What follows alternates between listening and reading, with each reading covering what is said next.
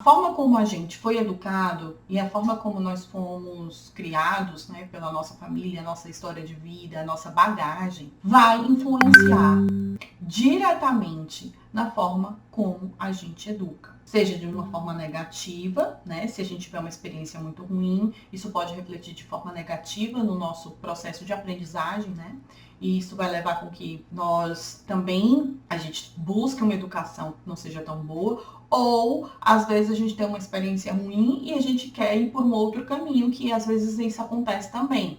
Então, a bagagem, a nossa experiência através da educação, ela pode ser significativa para um aspecto positivo, uma mudança no olhar, uma mudança da forma da gente se comportar, como também no aspecto negativo, essas reproduções automáticas que faz com que muitos pais tomem algumas posturas ou algumas iniciativas, né, uma forma de reagir diante dos desafios na infância que podem ser prejudiciais ao desenvolvimento da saúde mental e física dessa criança. Por que física?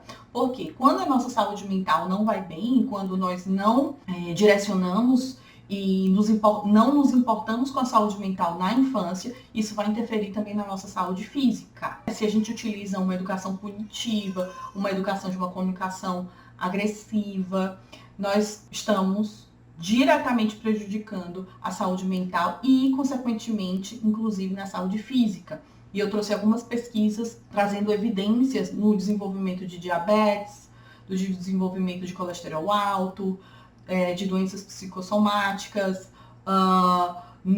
inclusive ansiedade e depressão, que é muito comum. O jeito tradicional de educar não é um jeito que a gente precisa jogar tudo no lixo, sabe? E dizer que nada presta. Eu não consigo conceber esse pensamento e acreditar de que nada na vida presta. E que tudo do passado é ruim e que tudo de hoje é maravilhoso e é bom. Eu não acredito que as coisas sejam tão 8 ou 80, sabe? Esse pensamento dicotômico de tudo ou nada, o ruim e excelente, esses extremos. Mas eu acredito que dentro da nossa construção a gente pode evoluir e pensar sempre no que a gente pode melhorar. Não é verdade? Se nós temos estudos, se nós temos evidências, se nós temos instrumentos, ferramentas que possibilitam essa melhora, por que não? Por que não utilizar esses caminhos, ao invés de estar preso o jeito antigo, que não existia nenhuma comprovação científica, não existia nem nada de concreto que realmente levasse a gente a continuar nesse caminho. Pelo contrário, existem estudos trazendo reflexos negativos em algumas condutas. Não vou dizer que tudo a gente pode jogar no lixo, não.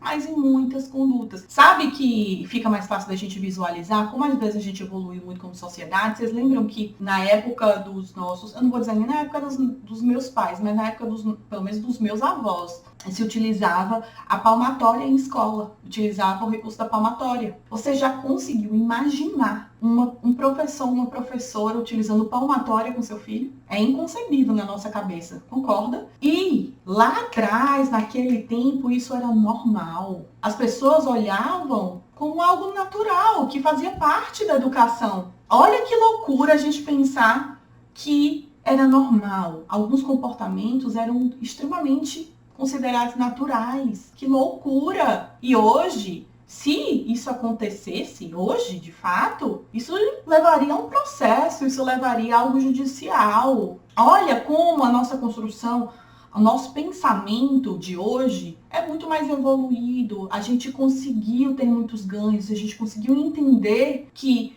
para a gente ensinar, por exemplo, essa criança a aprender a ler, a aprender a escrever, a se comportar em sala de aula, a gente não vai precisar bater nessa criança, a gente não vai precisar utilizar recursos para que essa criança ela sinta dor. Que loucura a gente pensar que naquele tempo isso era um processo natural e os professores utilizavam disso para ensinar. Hoje nós estamos num outro processo, num processo de construção de que, para que a gente ensine bons comportamentos para as crianças, para que as crianças cooperem, para que essas crianças, a gente pode utilizar esse termo obediência, apesar de eu não gostar muito, mas é o termo que as pessoas utilizam, né? O leigo utiliza o termo obediência, no sentido de querer que as crianças cooperem com a rotina, com os combinados, cumpram com os combinados. Se a gente deseja isso, a gente precisa utilizar recursos punitivos de fato? A gente não precisa.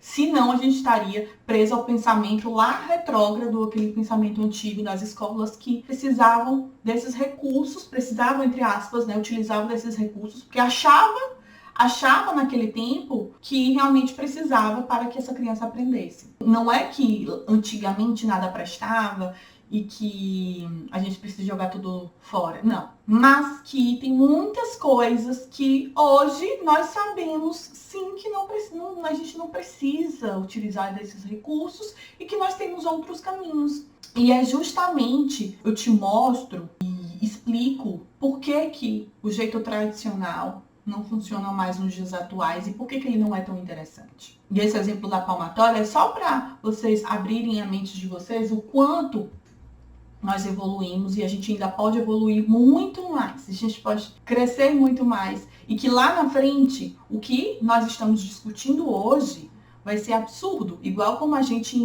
olha lá para trás e acha absurdo um professor batendo um aluno para poder aprender. A gente olha realmente e vê como era absurdo. Se os nossos avós comentam histórias do tipo, você vai rir, não concorda? Você vai achar assim, meu Deus, que loucura. Como assim um professor vai bater com um pedaço de madeira, uma palmatória na mão de uma criança? Você vai achar extremamente absurdo.